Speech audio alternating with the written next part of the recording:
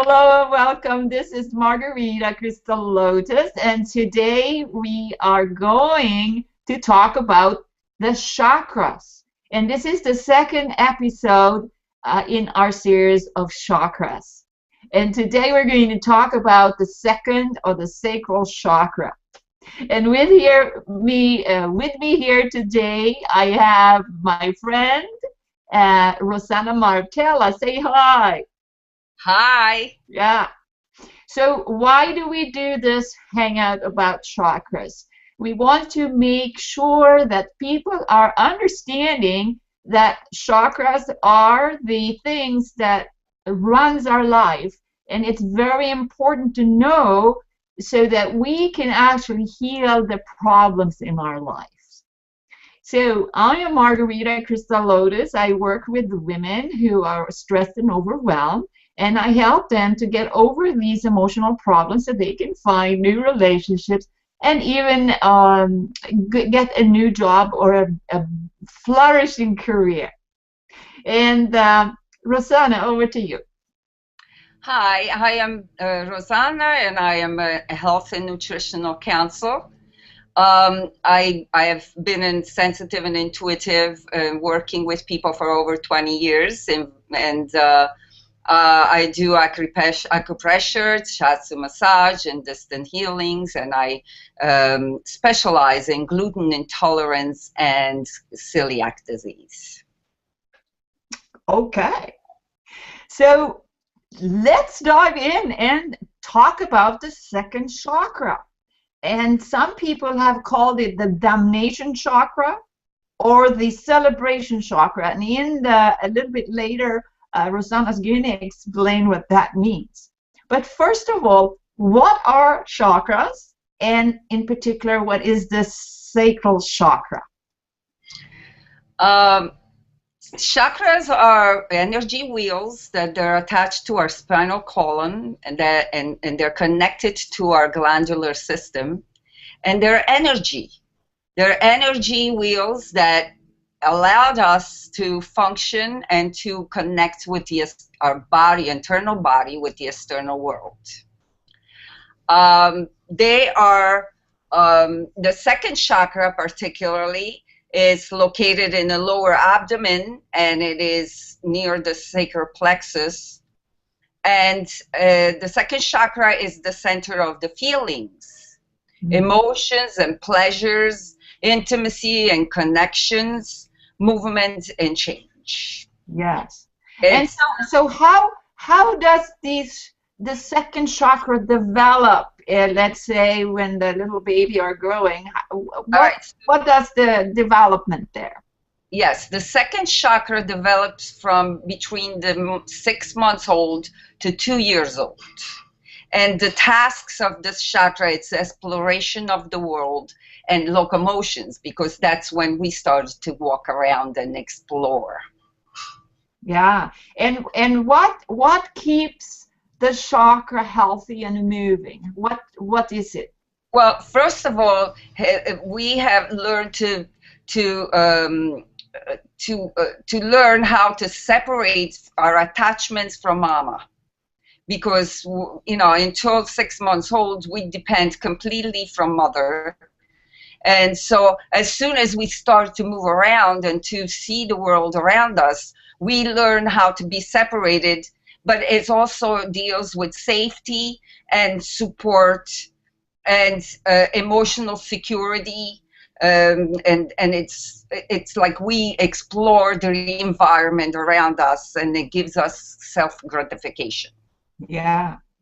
And I also know that the second chakra has to do with emotion. Can you talk about the second chakra and the feelings, emotions? Yes, well, the second chakra deals with pleasure and is blocked by guilt. And just like we talked about last time about the basic chakra, that is the foundation where all the other chakras comes up from, this chakra now, the basic chakra, has made the container to hold the water that the second chakra is. The second chakra is movement. It's almost like water. It's always moving. So while before the first chakra was connected to the earth, now the second chakra is connected to the water. And we learn to change. We learn that there is all this movement going in water, and we need to keep it moving. It's because all the feelings come up from our subconscious, and then we give them names because we call them emotions, and each emotion has a different name for us. You're breaking up. You're Tend breaking to up. Can you repeat? You were frozen there for a moment. Say that again. Okay.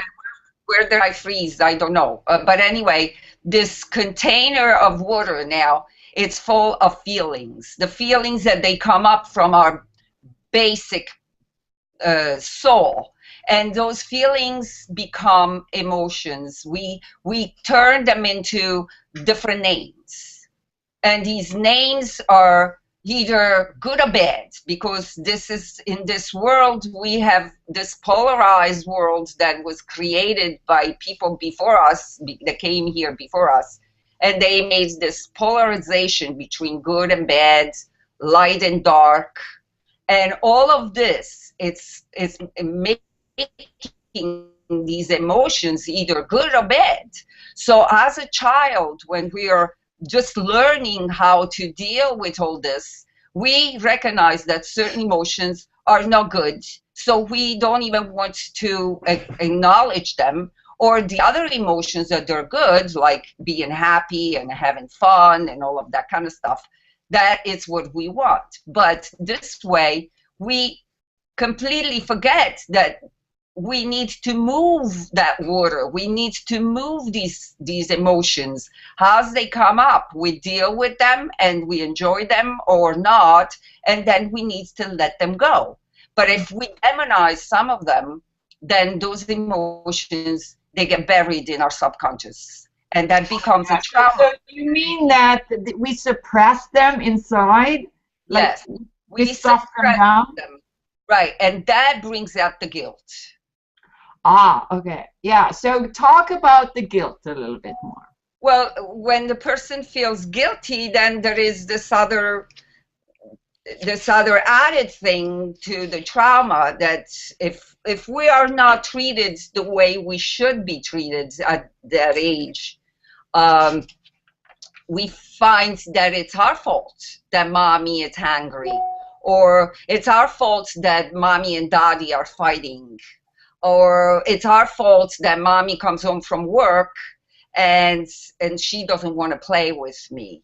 So all of those feelings, they start to be buried in our subconscious, and they making these trauma, they making these emotions, these energies that they're blocked in there. And as we grow, the emotions they get bigger problems. As a child, as a baby, we have little problems, but as we grow, the problems get bigger and bigger. And so they escalate, like you build a little bit of suppression, and then you fill, your backpack or your belly pack with the more things. Is that what you mean? Yes. And not only that, but as I said last time, these trauma are almost like cocoons that they're embedded in our energy field. So when a same type of trauma or same type of situation comes to us, it kind of opens up all of that energy, and it makes it go around the energy, the entire aura, and then things go over and over and over in the same. It seems like that we're having the same problems over and over again all the time. Can we do a little smudging here to illustrate that we have to let go of these things? Yes. So we have a little, it's just sage, natural white sage here. And then imagine when you're watching this, the viewers watching this, that you are now being really cleansed here and all over, so that you have an opportunity to let go of all of that. You don't have to hold it in. Right, right. So the senses are a gateway between the internal and the external world. So when we get these sensations and we learn that there is emotions, the emotions are those things that makes us experience the world. Now, if we acknowledge these emotions and we love them and then we let them go, the next emotion comes up and we do the same thing with that. This is what it's the experience of being alive on earth. But if Yeah, we that's decided that it is, really, really important, right? I know you have a case study or personal story. Is this the time to say that now? well, uh, I want to talk a little bit more about how children tend to want pleasure, because children are so happy. They're usually happy. They want to play. And play in its movement and its pleasure to the nth degree. They want to play with their toys. They want to run around. They want to dance. They want to explore. So all of that, it's so important. But if the parent comes in and had a very difficult time at work and is very stressed, then the child wants to play, and the mother and the father are having some arguments about other stuff that doesn't have anything to do with the child, but they stop the child from being happy and joyful because they're not happy and joyful. But then the child internalize that maybe it's his problem, so he starts to feel guilty, and that is where it ruins the child at that age, especially at that age, when it's so free, and it doesn't have filters to say, well, this is not my problem, it's mommy and daddy problem. So there is all these children that they're becoming, you know, they get denied the pleasure of life. And so as we grow up, we also we're said, well, now it's time to be an adult. You can't do that anymore. So as we grow up, that gets even worse, because now we got to think of what we're going to do when we're going to grow up, where we're going to study to have a job and all of that. So we're denied pleasure. And we become very, very unhappy because of it. And we don't realize that this is a pattern that it has just escalated over the years, until we become so unhappy, and then life takes over in a very difficult direction. Mm-hmm. So then there is all these emotions now that have been suppressed, pushed down into our soul, into our subconscious, and we don't want to deal with them because we think that those are not good. They're not good things. We shouldn't show that part of us now. We shouldn't show that part that it's not happy to other people. And that only makes more needs. So needs are necessary, but we demonize them, and we decided that we cannot have those needs. Mm. Children have needs. They often feel shame of their needs because of the way they were told.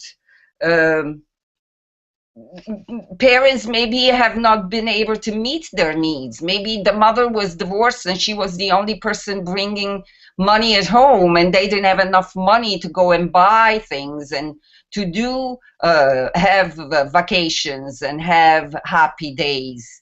The mother comes home at night and she's extremely tired, and she doesn't want to deal with a kid that wants to bounce off the walls and play and do all these things. So the child becomes very needy, and that only makes it more difficult for the child, but also for the mother, which has all this stress that she's carrying around all day long. So these desires and are emotional impulses that they're not allowed to move. They're not allowed to make that water be freely moving and exchange with the external world and let them go. you know. Well, So that, it's like something like the problems with divorces these days, right? Uh, yeah, Maybe is a result of the second chakra traumas in the childhood, and when we have this guilt in us, how can we be a person that is healthy in that respect? And of course, the relationship fails. yes.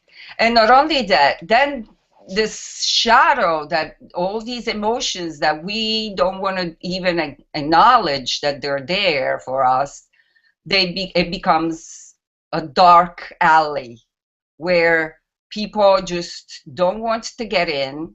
And so they start to feel very righteous, very like they're the best of the best, and everybody else around them are not good.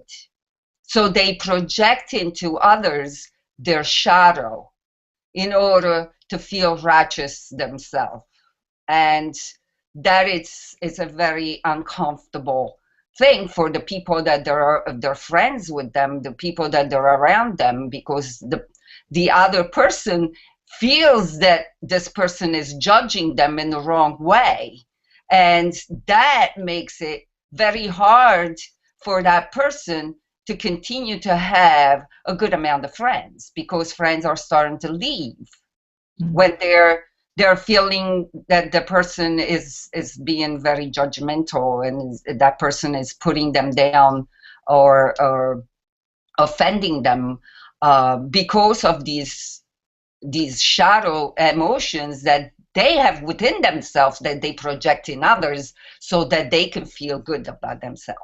So what you're saying is that when you're with a person who judges you, they are the ones who have these problems, particularly in the second chakra, right?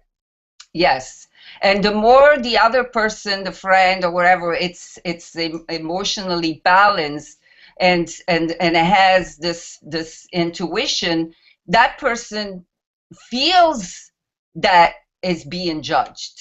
That person feels all these emotions coming in from their friends or their acquaintances, and then they get to the point that they don't want to be with that kind of feeling anymore. They don't want to be judged that way, because we are all have good emotions and bad emotions, but if we let them, if we accept all of them just the way they are, and we love our emotions because that is part of life, then we don't feel like we have to project them on others. We actually are believing and understanding that the other person is having a hard time at that moment, and don't feel upset about it.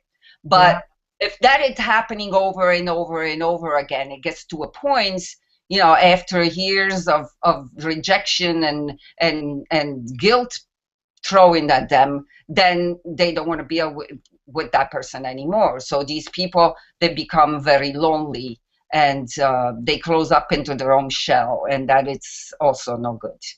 Yeah. So what do you do about that? How can we get out of this state? Oh, okay. Well, to get out of the state is always to be moving. And I have done a lot of things. One of them is to go dancing, and I love dance. So sometimes I even dance in my home house by myself with the music. I love disco music, and so I take off this heaviness that it's around me by just dancing and moving my body. There is also those people that go jogging and running. That is another way of releasing, and that's why those people feel better. It's not just to lose weight that people go run. They feel like that it's a natural high. It's a natural high, yes, because it gets rid of stress. It gets rid of all these blocked things that are inside of our subconscious. And also, I love drumming, so I have this big African drum, and I drum a couple times a week. I have a meetup. I meet up in my house, and we are doing drumming, and I love it because drumming is grounding. And you know, it's this energy that it needs to go up, but there is also the equal energy that it goes down, that it needs to be charged down to Mother Earth. So by drumming, I feel like I am really grounding. My energy is just moving down, and Mother Earth takes it all for me, and I feel so much better after a drumming circle. And I have my drum cup, and this is a Gemby cup where I have my coffee in, and I love it. And it was made, I bought it from a friend who makes drums, and so I thought that, you know. That's wonderful. That is really great. So, but there is also another aspect of that we haven't touched, that it is sexuality. Now, sexuality, it's the second chakra demon, if we can say, but also the pleasure. It's both, depending on which way we are using it. Sexuality, it can be rejected by some people and pushed into the shadow. And when that is done, then there is really some very bad stuff that happens around, you know, like serial killers and you know, these people have been treated to not believe and understand that sex is just fine. Sex, it doesn't even have to be sexual desire or sexual connection with another person. Sex could be redirect energy to create. It's a creative energy. So I redirect my sexual energy towards creating paintings and sculptures and creating new things. That it's another way of directing energy, that it cannot be it cannot be released in a different way. So it doesn't have to always culminate in sexual acts. You know, it can be directed in different ways. But what happens is that this sexuality has been coming so wounded and mismanaged that you know, then there is rape, there is abuses, there is sexual abuse, there is enmeshment, there is you know, all this emotional stuff that it's released in the wrong way, and there is a lot of pain and agonies that it's created on others, that it shouldn't be there, because sex and pleasure, it's what is the basic second chakra energy, you know. So that it's the effect of abuses, we see it in all different ways in these days, and it's an obvious assault to the second chakra. Isn't it so that the sexual energies in the men and the woman is different? I've heard that the sexual organs is actually in the root chakra for the man, but for a female it's in the second chakra. Oh, I didn't know about that. This is the first time that I hear about it. But I know that you know, we have different needs between men and women, but they're both needed. And you know, sometimes we in the world, the women and the girls are put down because they're girls, and they're considered as inferior beings because they're not as strong as men. But if God created and the universe created men and women, it means that the two of them are needed, not just one, and that it has to oppress the other. You know, I grew up in a family that, you know, with my mother, that believed that girls were not important. So I'm dealing with a lot of that stress through my first and second chakra, and I've learned to release it with EFT. I discovered what is embedded in my second chakra, that it made my traumas when my brother was born, when I was very little. I was 5 years old when he was born.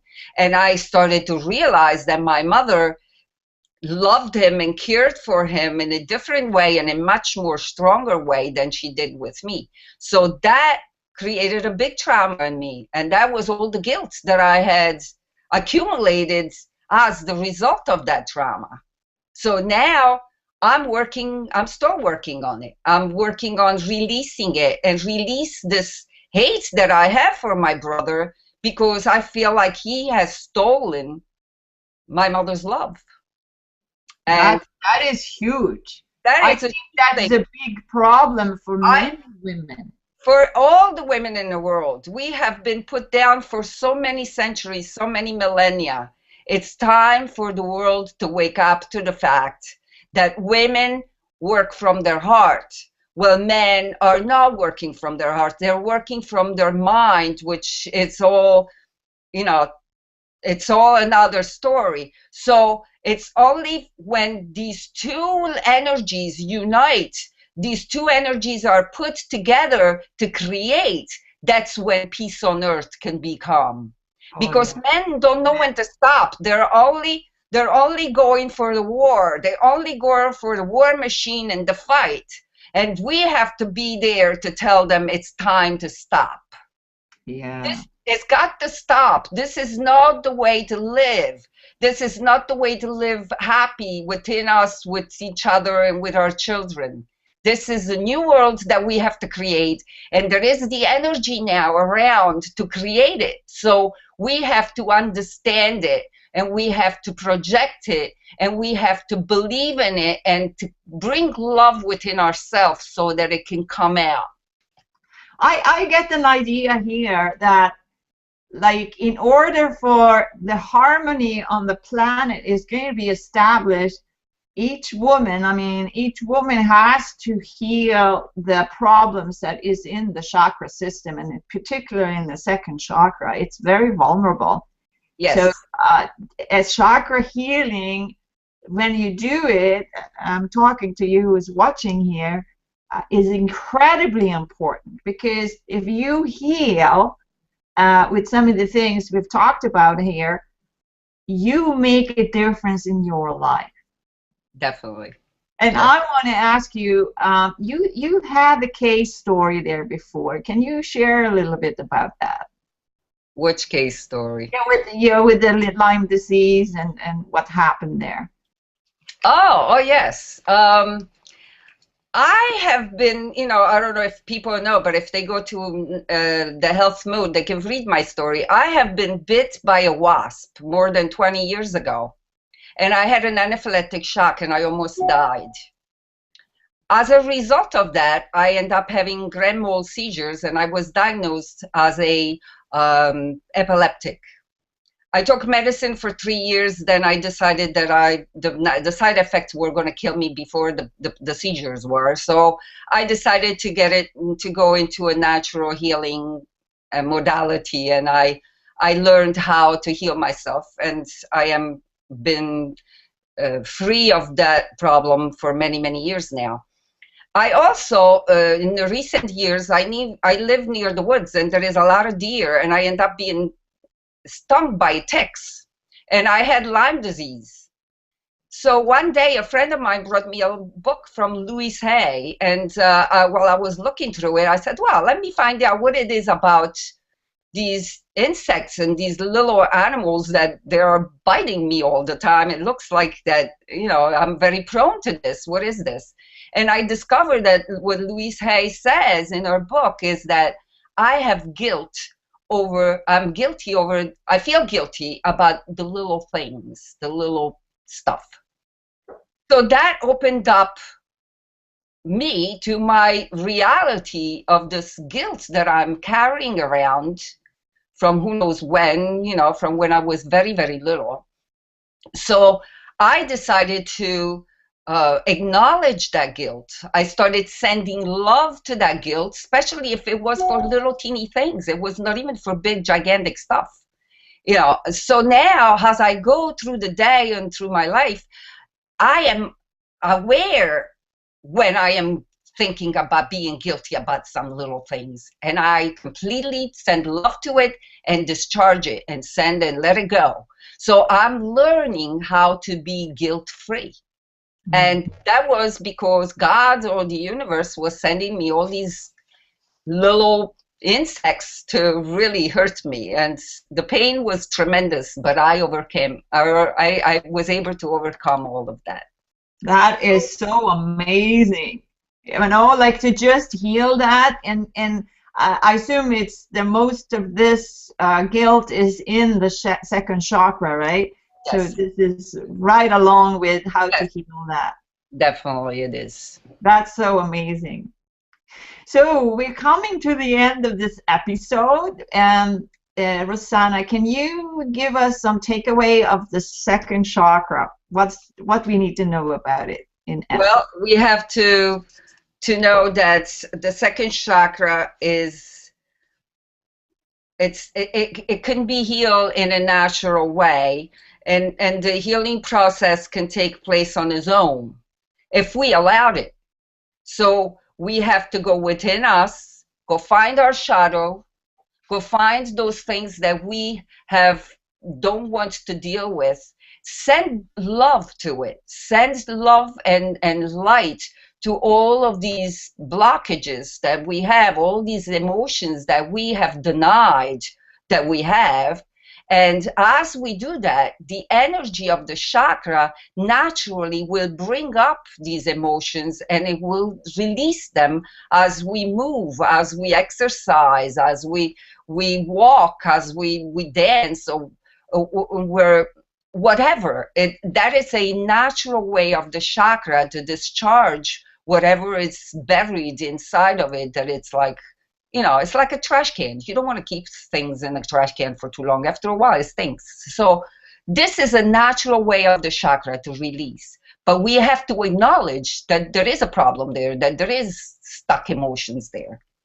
So yeah, that's very important that you can own it, that, yeah, I do have a problem there. And that's the first step, that you're closer to healing it when you actually realize, yes, I have this too, and I can do something about it.